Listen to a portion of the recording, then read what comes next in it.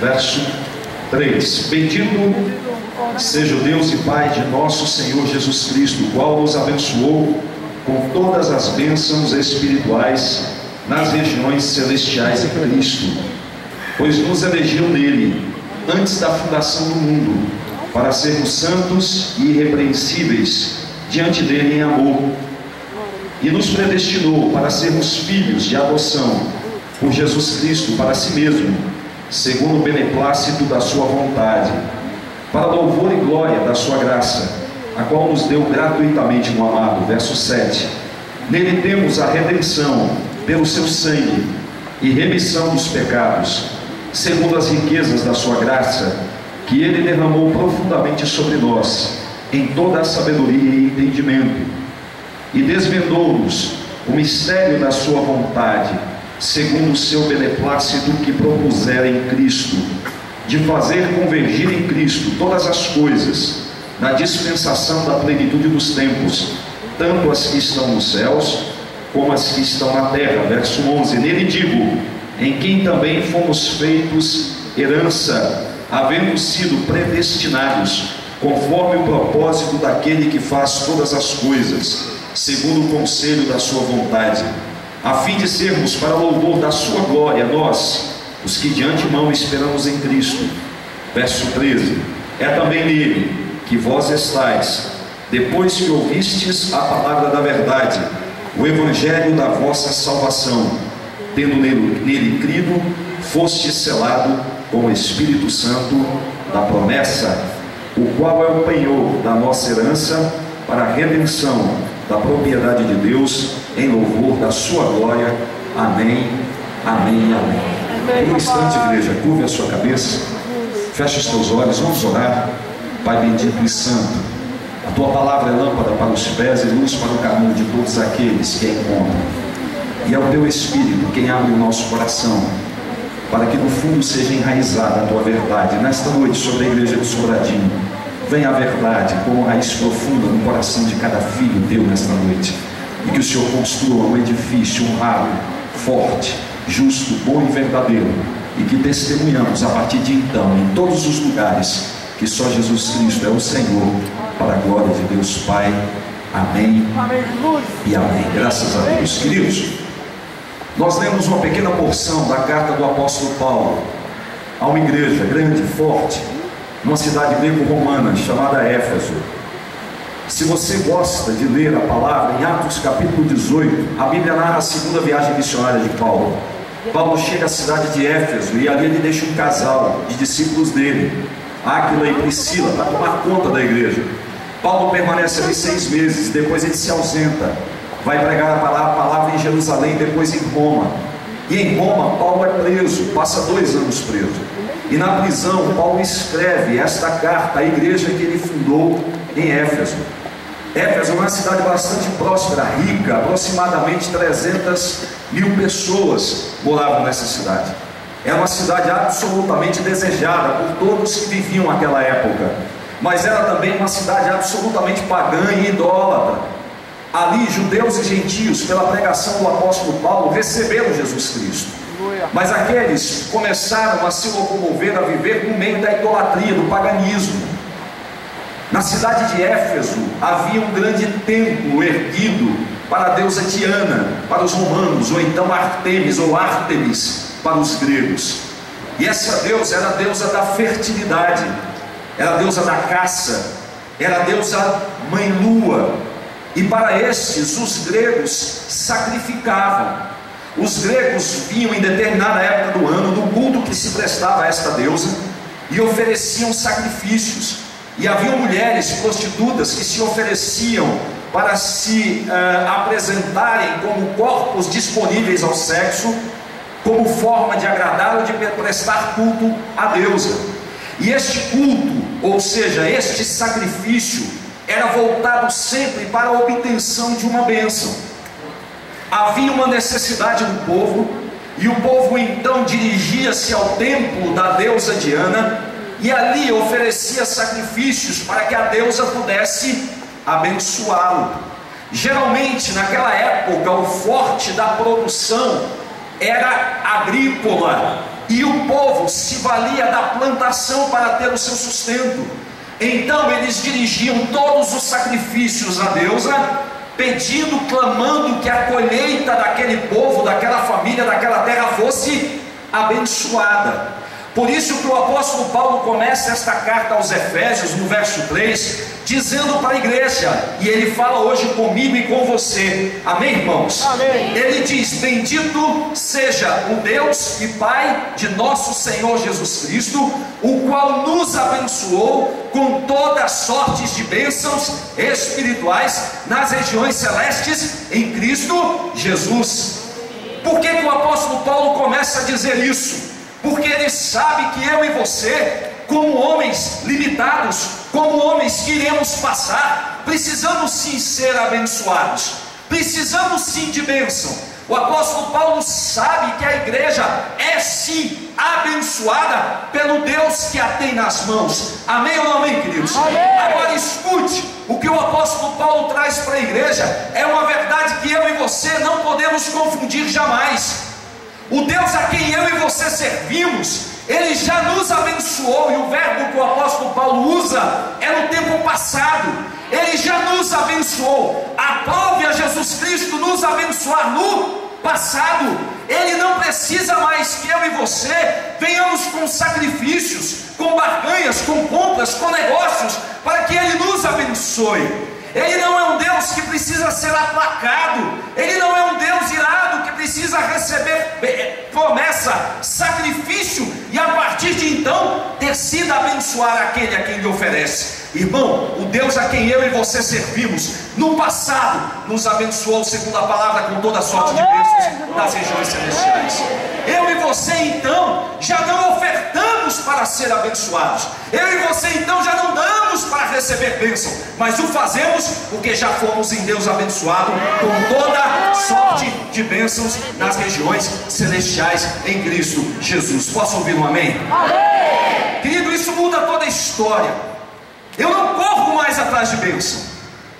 O meu objetivo não é ser abençoado, porque eu já sou. O meu objetivo é fazer com que aquele que me abençoou seja o meu Deus. O meu objetivo é buscar a Ele e não a bênção. Por isso em Mateus capítulo 6, verso 33, o evangelista diz: buscai primeiro o reino de Deus e a sua bênção sempre virá e te alcançará.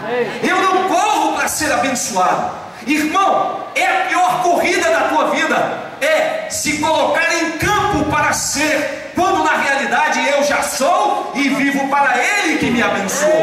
Querido, a igreja precisa saber disso. Eu não estou na terra para ser abençoado, porque Ele já me abençoou. Eu estou na terra para viver a vida dEle e servi-lo de todo o meu coração, de toda a minha alma e de todo o meu entendimento.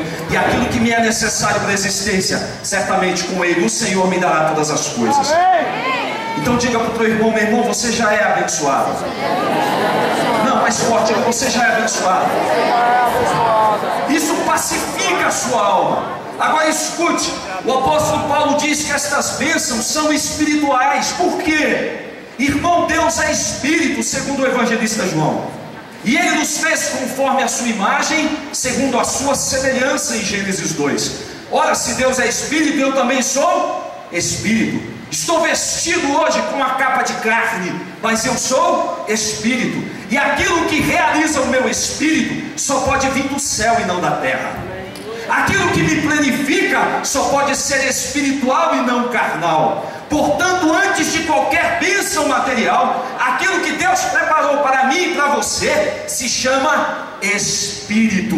Vem da região celestial, vem dele, das mãos dele, e não de nenhum homem. Posso ouvir um amém? Amém. Então, meu irmão, tudo aquilo que chegar nas tuas mãos, tudo aquilo que vier a você, é porque necessariamente Deus lhe deu antecipadamente pelo Espírito. A Ele seja toda a glória.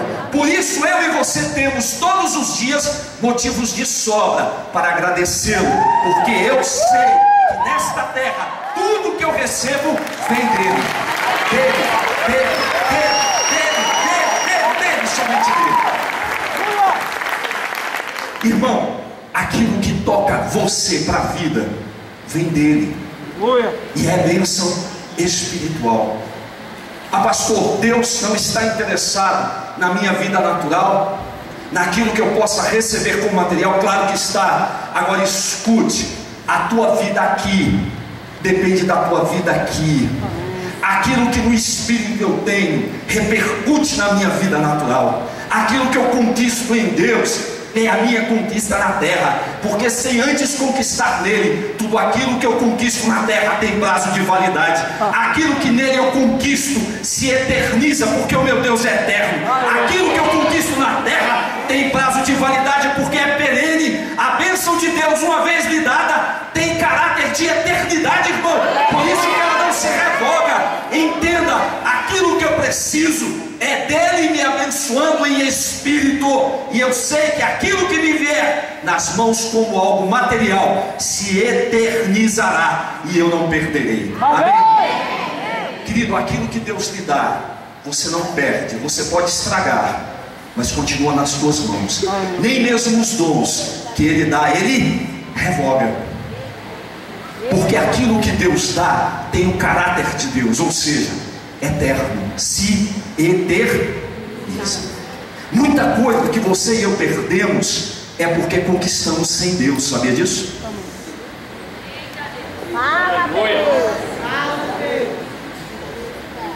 Zacarias capítulo 4 diz: não é por força nem por violência, mas pelo poder do Espírito.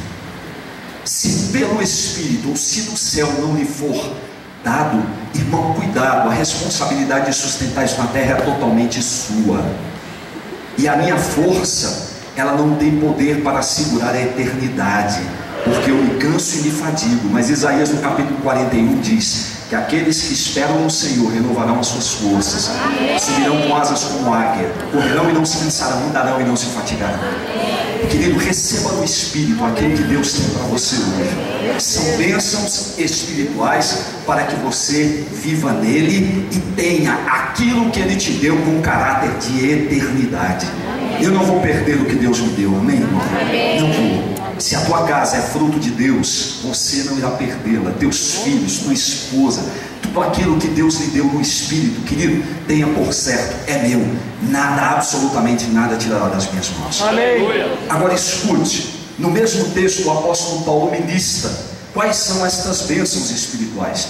E eu quero dizer para você esta noite, a começar do verso 4, a primeira bênção espiritual que Deus abençoou você e a mim antes da fundação do mundo, está no verso 4, acompanha na sua Bíblia. Pois nos elegeu nele antes da fundação do mundo. Irmão, preste atenção.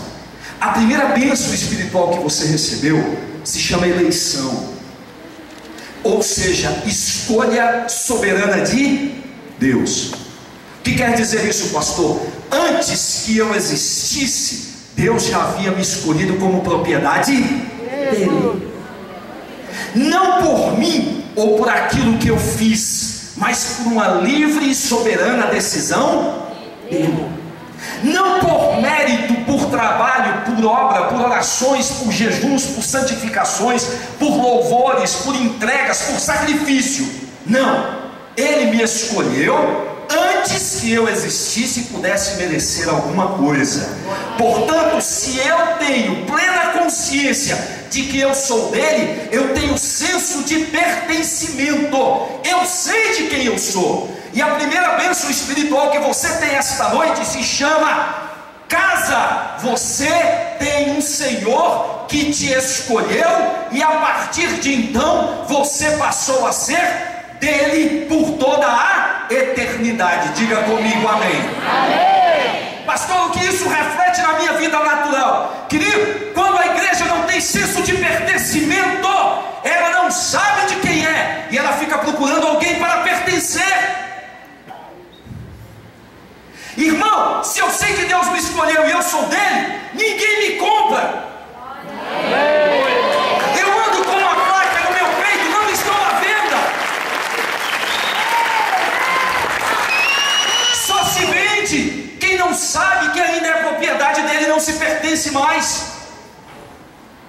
O apóstolo Pedro diz na carta dele, 1 Pedro 1,18: não foi comprado com ouro, que fostes comprados ou resgatados da vossa vã maneira de viver, mas com o precioso sangue do Cordeiro. Querido, eu e você fomos eleitos nele pelo sangue de Jesus. Portanto, se alguém tiver que te comprar, tem que pagar exatamente igual que Jesus pagou. Por isso eu não estou à venda e eu não me vendo.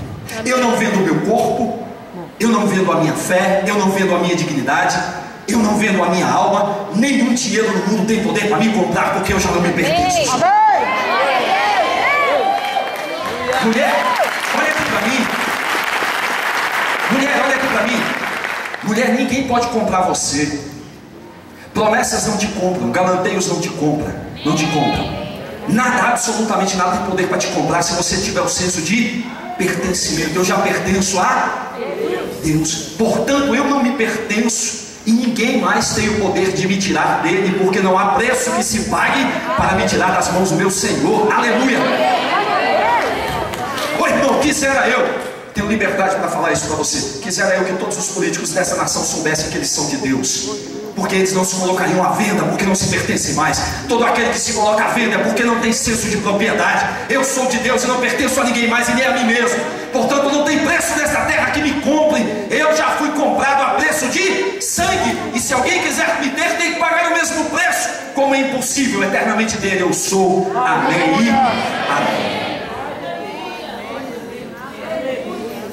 Ninguém compra você, amém, querido? Amém. Absolutamente ninguém tem poder para te comprar. E eu também não me ofereço à venda, porque eu sou de Deus e a Ele pertenço eternamente. Aleluia! A segunda bênção espiritual que o apóstolo Paulo disse, que você e eu conquistamos dele, está no verso 5.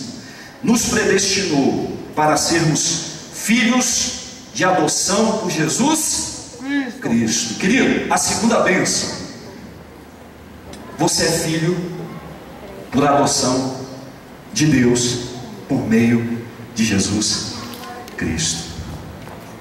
Ah, pastor, só isso? Que paia, né? Minha filha fala assim, né? Deixa eu te falar de novo. Você é filho de Deus por adoção por meio de Jesus Cristo. Amém.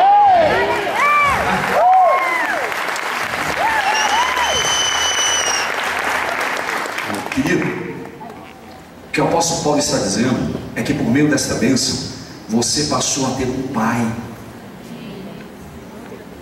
Eu passei a ter uma família. Portanto, eu já não ando mais sozinho. Escute, tudo aquilo que gera angústia no meu coração, por esta bênção revelada e apropriada pela fé, me pacifica, porque eu tenho casa e família. Irmão, um dos maiores temores das pessoas hoje é do amanhã ou do futuro, porque ela não sabe o que lhe reserva. Aquele que fez você filho e hoje é teu pai, ele não conhece presente, passado e futuro, para ele tudo é. Portanto, aquilo que para mim é surpresa, nele já é. Eu sei que Ele guarda a minha vida e o amanhã nele está, não temo. Descanso a minha alma, pois eu tenho um Pai que cuida de mim. Querido, o apóstolo Paulo diz em Filipenses 4: não andeis ansiosos por coisa alguma. Sabe o que é ansiedade? É característica de quem não sabe que tem casa. O ansioso não sabe que tem alguém por ele, que cuida dele, que guarda ele, que vai vesti-lo, que vai adorná-lo, que vai curá-lo, que vai tratá-lo, que vai ampará-lo, que vai sustentá-lo. Portanto, por não ter senso de família, ele vive absolutamente ansioso. E às vezes nós olhamos para o irmão: irmão, não fica ansioso não, quando na realidade ele precisa conhecer a verdade da palavra e se apropriar da bênção, que ele já foi abençoado em Deus. Irmão, aqui Deus fala de unidade. Aquele que tem casa, família, está em unidade com Ele, sim ou não? Sim. Querido, você só vai conseguir ter unidade e aliança com alguém quando você tiver esse problema resolvido com Deus. Aquele que não tem casa com Deus, paternidade com Deus, não consegue formar família com ninguém. verdade. Aquele que não sabe que pertence a uma casa, aquele que não sabe que tem um pai, aquele que não sabe que pertence a uma família, o conceito de unidade não existe. Ele destrói tudo onde ele coloca a mão. Homem, quantos homens nós temos aqui? Amém? Esse é um problema nosso. Escute, você só vai conseguir ser um com a tua esposa o dia que você for um com Deus. Aleluia!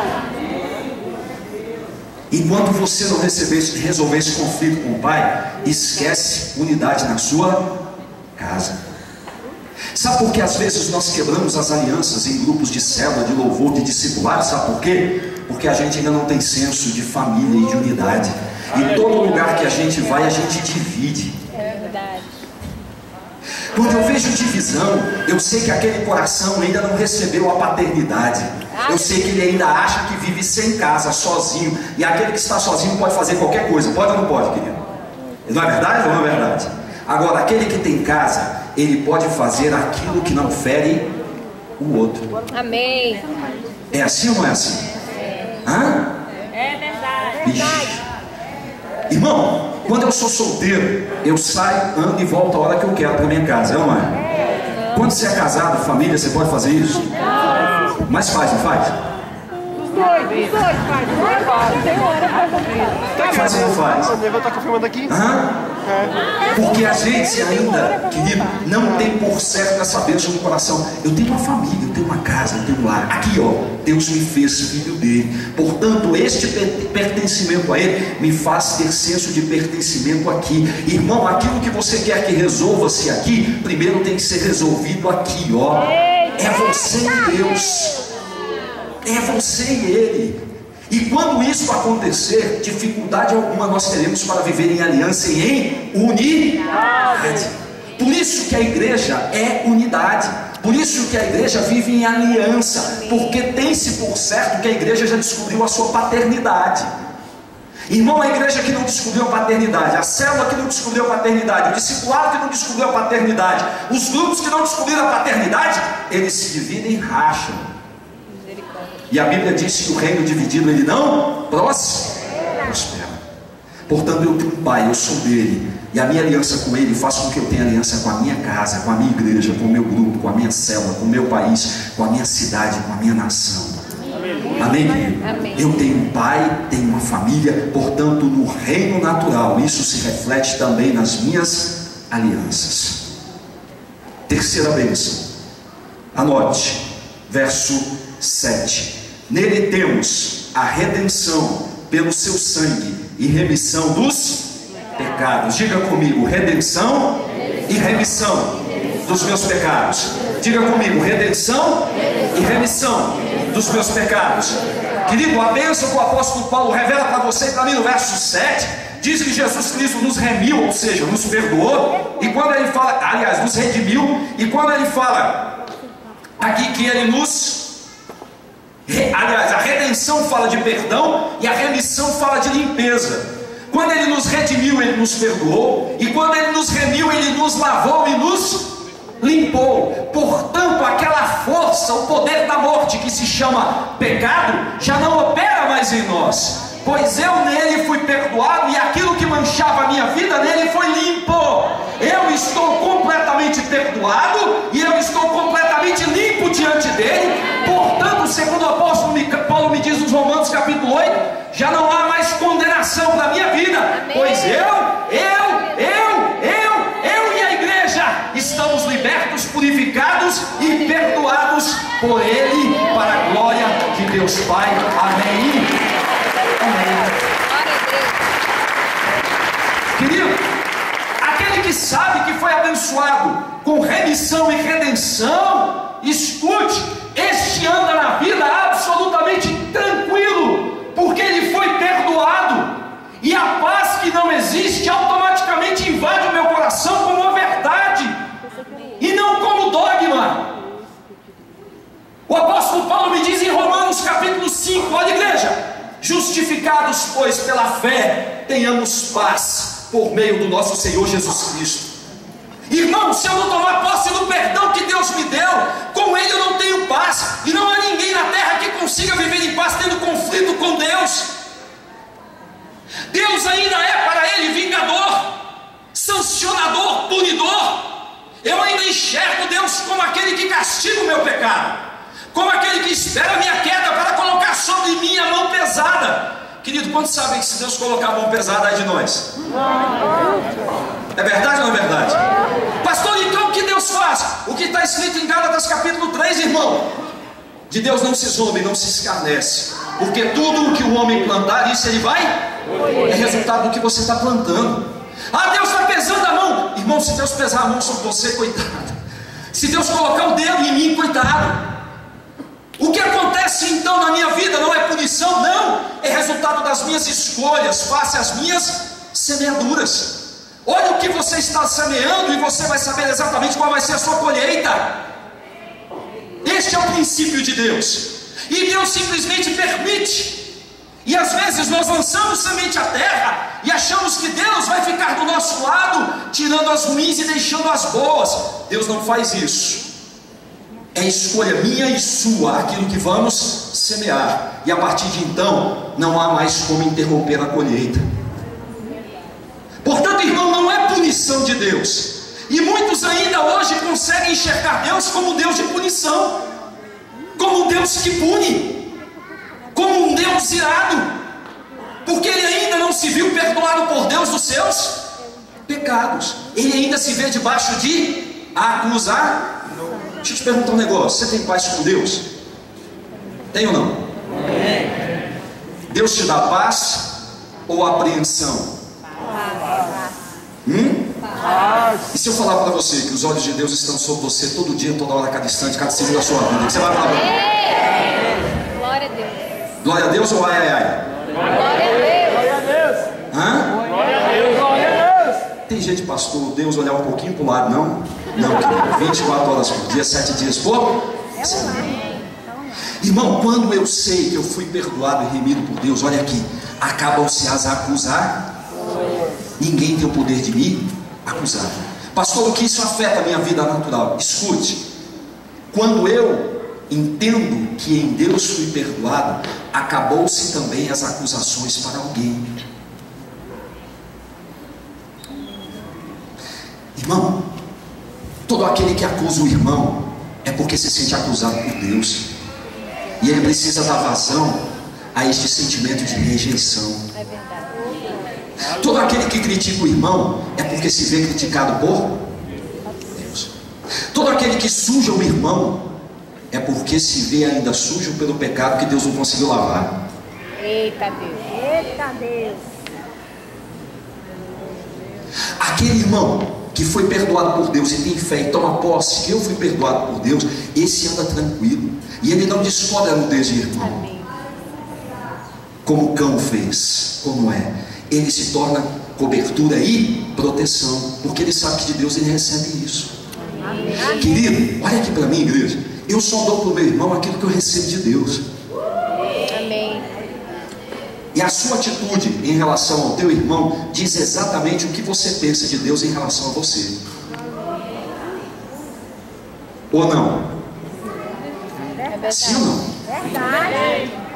Tive fome e me deste comer, tive sede e me deste beber, estive nu e me vestistes, em prisões estava e me visitaste. Senhor, quando eu fiz isso? Quando você fez a algum dos seus irmãos, a mim me fizeste. Amém.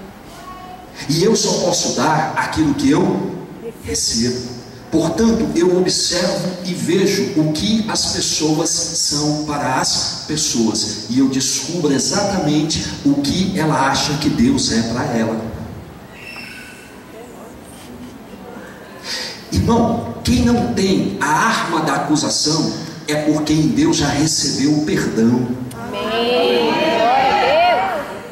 Agora já não há mais nenhuma acusação para aqueles que estão em Cristo Jesus.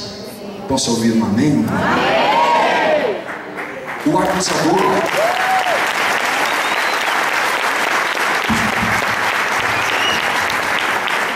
eu vou pedir licença para você, tá bom? O acusador, ele denuncia que ele ainda não apropriou-se do perdão do seu pecado. E como ele crê que um Deus que o acusa, ele lança mão da mesma sentença sobre a vida do irmão. Por isso que somos mansos, amém, irmão? Ou não? Ah, sim ou não? Por isso que você, na Bíblia, é chamado de ovelha. Por que ovelha? Porque ovelha não tem garra, ovelha em tudo depende do seu pastor. E aquele que se encostar em você, encosta em lã. E aquele que andar com você, vai andar em amizade. E aquele que estiver com você, saberá quão pacífico a tua alma é, porque sobre a tua vida já não há mais nenhum tipo de acusação. Deus.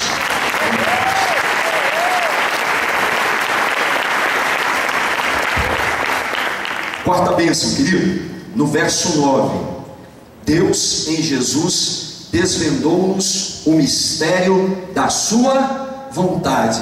Irmão, quando o apóstolo Paulo diz que Deus desvendou o mistério da vontade dele, ele está dizendo que eu e você fomos abençoados com luz. Aleluia. Amém. Escute, Deus está dizendo que desde a eternidade, antes de você e eu existirmos fisicamente na terra, já há sobre a minha e a tua vida luz. Ah, que coisa mais sem graça. O que quer dizer luz? O que quer dizer luz para você, querido? Não há mais mistério para nós, porque tudo está debaixo de luz. O que quer dizer luz, irmão? Revelação. Alguém me salva? O que quer dizer luz? Pastor, eu tenho olhos. Para que eu preciso de luz? Querido, o teu olho só enxerga se luz houver. Sem luz, teu olho não serve para absolutamente nada. Olho fala da soberba do homem, luz fala da graça divina. O que Deus está dizendo é que em Jesus o meu caminho, o teu caminho foi iluminado antes da fundação do mundo. E eu ando sem tropeços, sem quedas e sem surpresas. Porque o caminho que Ele revelou em Jesus é o mesmo que eu devo andar. E aquele que anda como Jesus andou, certamente chegará a Deus. Querido, a luz fala de visão. Você em Deus foi abençoado com visão. Eu consigo hoje enxergar o que ninguém enxerga, porque há na minha vida luz. Por isso eu vejo a verdade e vejo a mentira, vejo o certo e vejo o errado, vejo o santo e vejo o profano. A minha vida recebeu correção de destino, eu já não me engano mais. Aleluia. Olha aqui para mim, igreja. Deixa eu te falar um negócio. Você sabia que a gente erra porque quer? É verdade. É verdade. É verdade ou não é verdade? É verdade. Escute. Para o mundo é assim, ó. O certo é o errado é o certo. O santo é o imundo é o santo. É uma confusão tremenda, é ou não é? Não é verdade? É ou não é? Quem tem uma mulher é trouxa, quem tem duas é sábio. Não é assim que é? Aí quando Deus revela para você esta bênção, tudo ganha o seu devido lugar. Certo é certo, errado é? É ou não é verdade? Aí a gente anda segundo a luz que a gente tem. E você, pela sua consciência, sabe escolher o certo e o errado. Sabe ou não sabe? Quantos aqui não sabem o que é certo e o que é errado? Sabe ou não sabe? Porque você tem luz, não tem? E por que você escolheu o errado?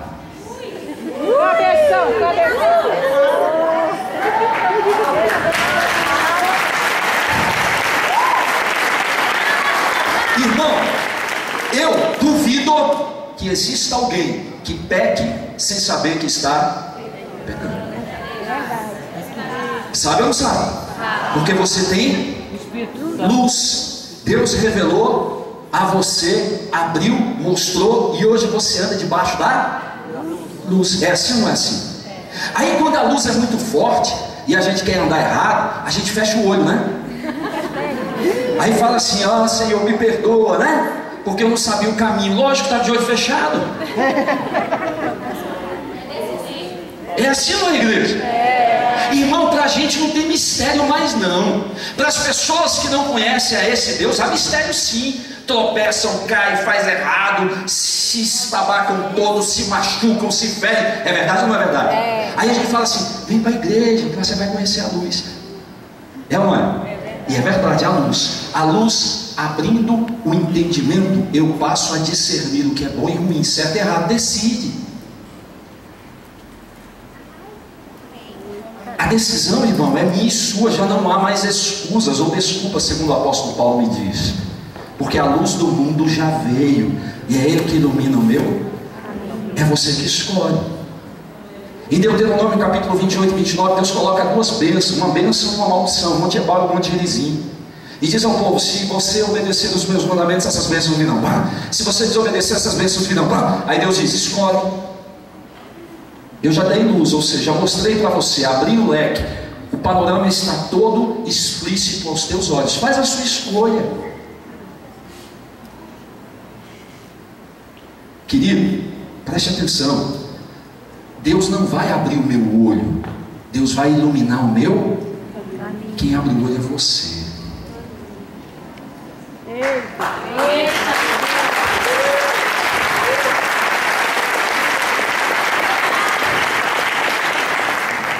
E eu só fecho o olho se eu quiser andar errado, porque para mim já não há desculpa. Se o bispo Jonas ouvir o que eu estou falando, né? Não fala para ele não, tá? Mas é porque eu ando assim, querido. Eu ando assim.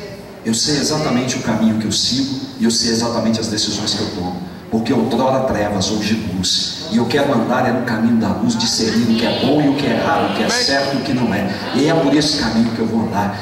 Marido, mulher, você sabe o que é certo e o que é errado, portanto abre os teus olhos e segue esse caminho que Deus mostrou.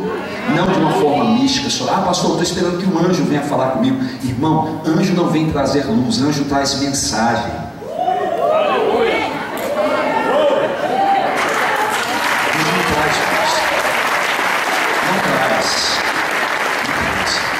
Eu queria que um anjo falasse comigo. Para quê? Você tem um espírito falando com você todo dia, às vezes a gente não obedece, né? Irmão, por favor, para quem não conhece, há quedas e tropeços. Para nós não. E o nosso pecado, eu não vou me aprofundar nisso não, tá? Mas o nosso pecado é fruto da nossa concupiscência, ou seja, é o nosso desejo carnal por prazer. E o desejo carnal por prazer, a primeira coisa que ele faz com o homem é fechar o olho dele. Não estou vendo nada. Vamos lá, senão não termino não. Quinta bênção que Deus te deu: fomos feitos herança em Jesus Cristo. Verso 11: nele digo, em quem também fomos feitos herança. Diga comigo: graças a Deus. Irmão, a palavra de Deus disse que a bênção que Deus te abençoou é ter-te feito, a você e a mim, herdeiros dele. Irmão, eu tenho uma herança e você também tem uma herança. E o que quer dizer herança, querido? Quer dizer o que? Na prática? Direito sem o quê? Sem esforço nenhum. Sem esforço. Não foi você que trabalhou para receber a herança. Aprove a alguém te colocar como herdeiro dele.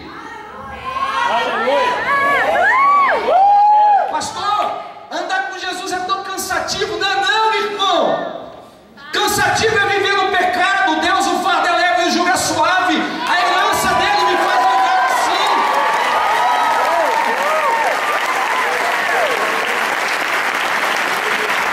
Pastor, precisa ter um grande esforço para andar com Deus? Não, precisa ter um grande esforço para deixar o pecado. É diferente.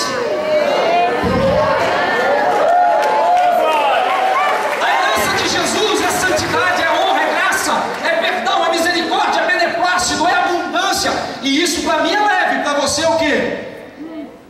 Pesado para mim é pecado, injustiça, erro, engano, malícia, desobediência, rebeldia, fornicação. Tudo isso para mim é que é pesado. E disso eu não fui feito herança. Portanto, o que pesa sobre mim é algo leve e suave. E é assim que eu vou andar todos os dias da minha vida na terra. Querido, eu fico extremamente preocupado quando eu vejo pessoas dizendo que andar com Deus é difícil. Ô irmão, eu sei a vida que eu tive. Aquilo era dificuldade. Aquilo era dificuldade. E eu me envergonho cada dia da minha vida, porque eu sei quão difícil foi viver da forma que eu vivi.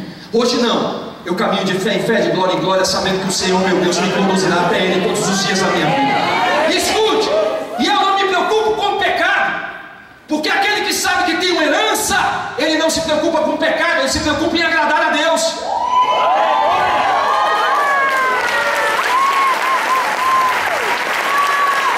Irmão, eu fico impressionado como a nossa preocupação hoje é não pecar, não é? É verdade ou não é? Querido, a tua preocupação não é não pecar, a tua preocupação é agradar a Deus, é diferente. Aquele que ainda vive sob a força do pecado é porque não discerniu com a herança que ele tem. Para a liberdade, Cristo nos libertou. Tem gente que fala em pecado o tempo todo, não é? E ainda fala assim, vigia, irmão.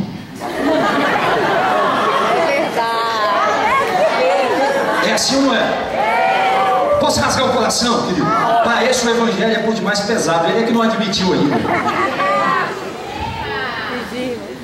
Quem é que aguenta ficar vigiando o dia inteiro? Você aguenta, irmão? Fala sério para mim, você aguenta? Hã? Tudo é pecado, tudo é pecado. Pastor, então nós estamos habilitados a pecar de forma alguma. Pecado é morte, o salário dele é morte e destruição. E o salário do pecado virá sobre a tua vida, mesmo que você não tenha trabalhado para receber. Eu não estou habilitado para o pecado. Eu estou dizendo que hoje a fonte da minha preocupação não é o pecado. A fonte da minha preocupação é agradar ao meu Deus. Quanto mais perto do santo, mais longe do profano. Quanto mais perto do puro, mais longe do imundo. Quanto mais perto daquele que é, mais longe daquilo que não é. É assim que eu vivo. E se o pecado vier, eu sei discernir. Isso é errado, eu não faço. E continuo buscando agradar o meu. O irmão, pode se preocupar com isso. A gente gasta tempo demais lutando contra o pecado, é verdade ou não é verdade? Sabe quando é que você vai ganhar essa luta? Nunca. Porque quem venceu o pecado não foi você, foi Jesus. Se ele não entrar na tua vida com o poder de te libertar, a tua luta vai ser em glória e o evangelho se torna cada dia mais pesado. E a Bíblia diz que Jesus Cristo quer que você coloque o fardo nele pesado, que é o teu pecado, e receba dele o fardo leve, o jugo suave. Eu tenho herança, então eu ando livremente carregando essa herança comigo, porque ela não pesa, ela é leve.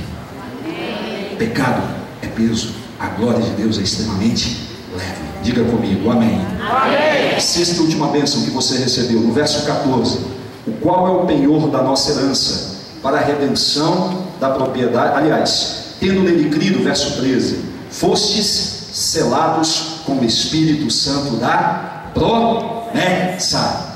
Querido, a sexta bênção que o apóstolo Paulo nos diz é que eu e você, antes da fundação do mundo, recebemos um selo.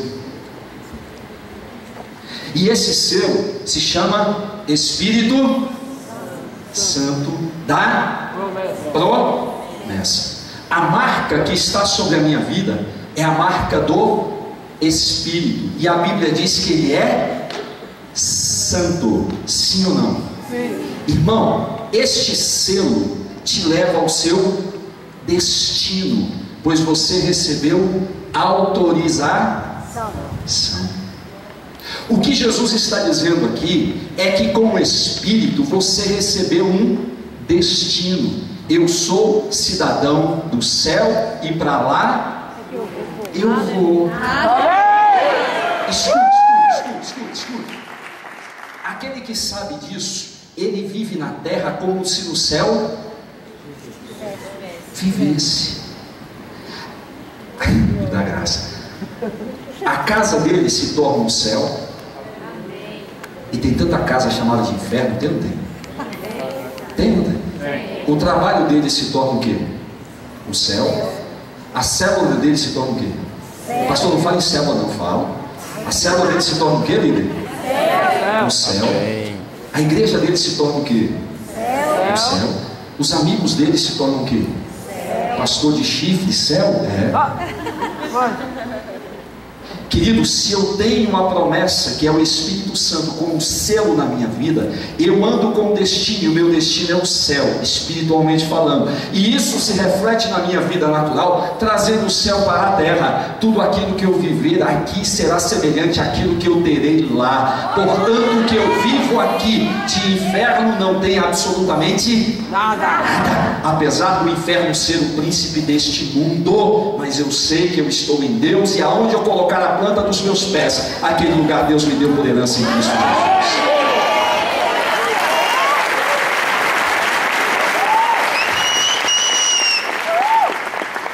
Irmão, quem faz o lugar não é Deus, é você. Pela presença do Espírito que em ti está. E se algo tem que sair, não é você. Quantos estão entendendo? Amém. Porque eu sei que em mim há o selo da promessa, que é o Espírito Santo de Deus. Então, irmão, nada de ficar chamando de inferno aquilo que Deus chama de céu.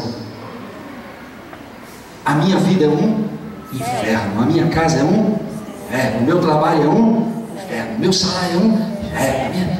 Querido, se é porque há outro espírito habitando em você que não santo.